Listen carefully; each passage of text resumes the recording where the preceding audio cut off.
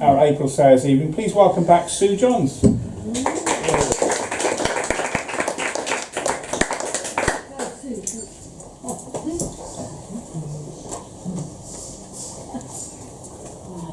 Glasses on.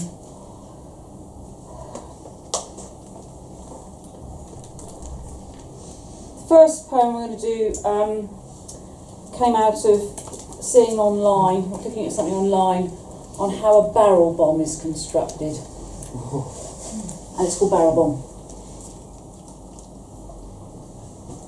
In a city where sirens hush the night creatures, and every morning is eaten off a knife, a widow comes to breakfast on blood and masonry, plucking my debris from the earth. The furrows of her palms are ignorant of their cargo, as are the soles of her feet. I am the penitent beggar at the heel of her broken shoe. Sister, I cry in silence, cast me skyward. Stop this mortiferous rain. Reverse my unguided fall.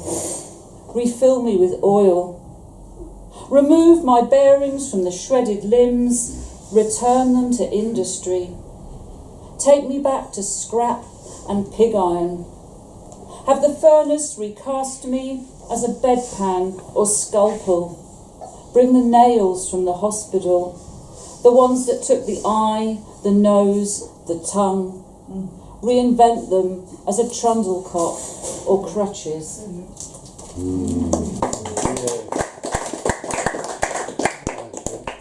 And this one, after watching an edition of Question Time, and Paul Nuttall, the UKIP MEP, was on the panel, and one of the subjects was whether we should be allowing more unaccompanied refugee children into the UK, and he said that to do so would be akin to letting in a Trojan horse, because he felt that once they got here we would discover that they weren't really orphans, and then all their families would start appearing and wanting to come as well.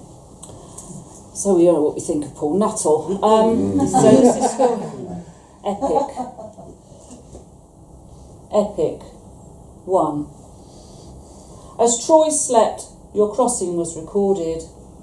Cameras can wind back dreadful time, rebuild your ruined towns, reanimate the mosque and conjure up the souk, the boulevard.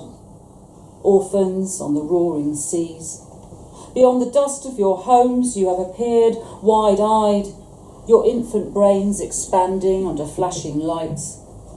The love of photographs can make the sanest mad. 2. The horse you will arrive in was designed in a dream.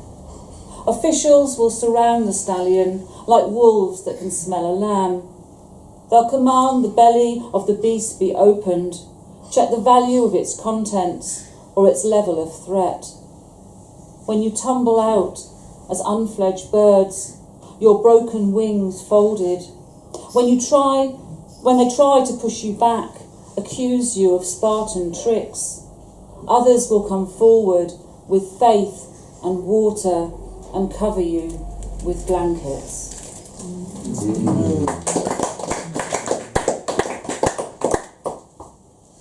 So this one, I'm going to go to Cornwall.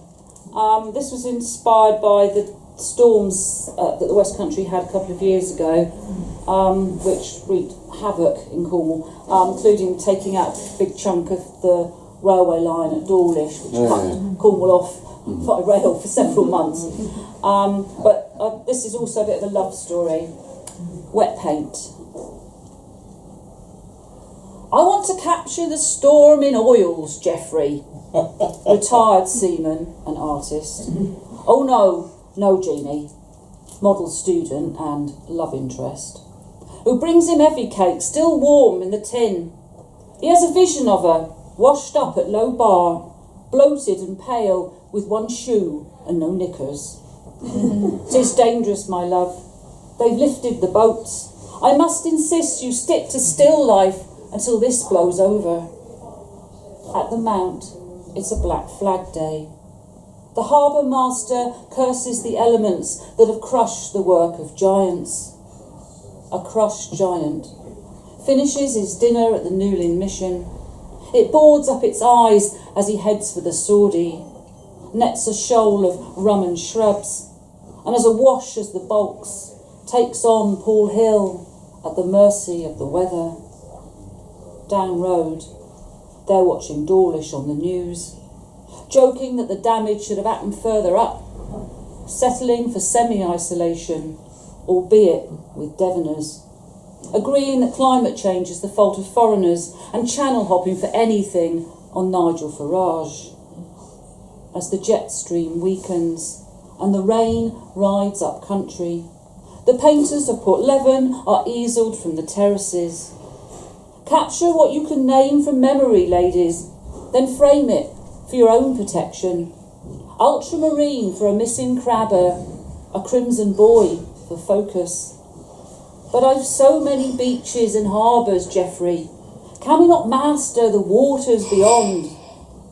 If there's two things I fear in this life, Jeannie, 'tis shop-bought bacon and an artist too far out at sea.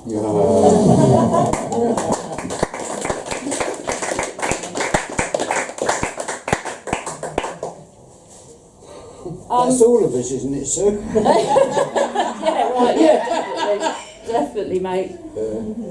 I'm slowly putting together a series of poems about prostitution, and this is the only one so far about male prostitution. It's called Rented.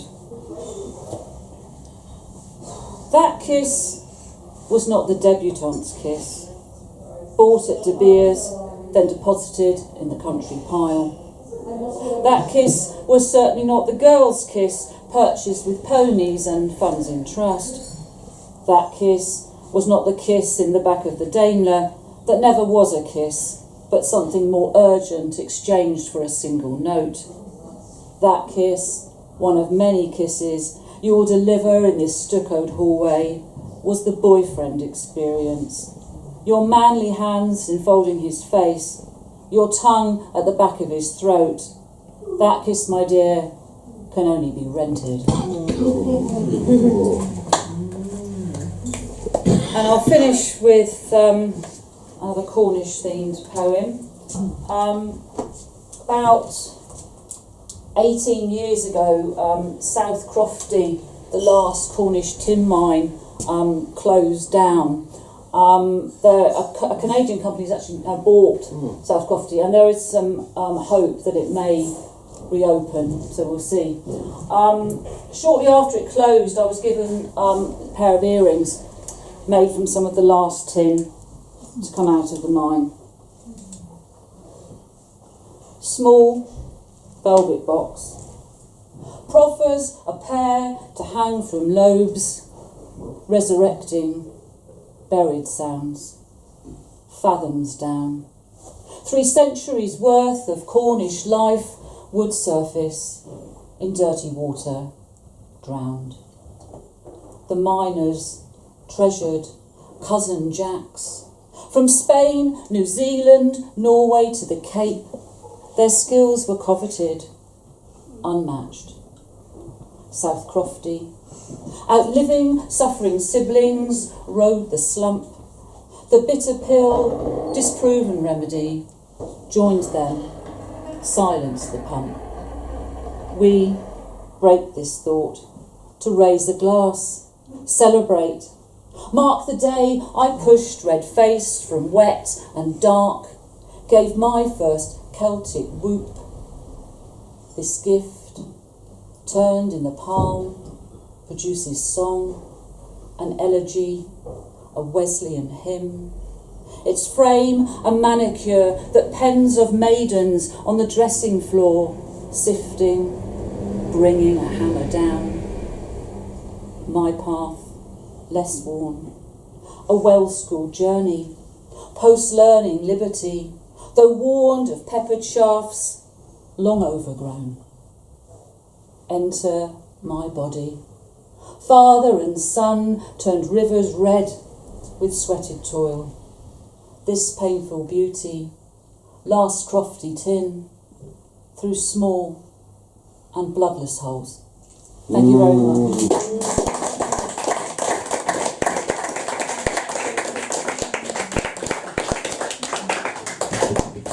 Thank you, Sue Johns. More applause, please.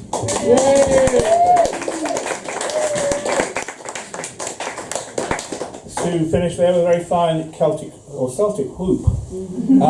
So, more applause for everyone tonight. We've had Ted Smith Orr,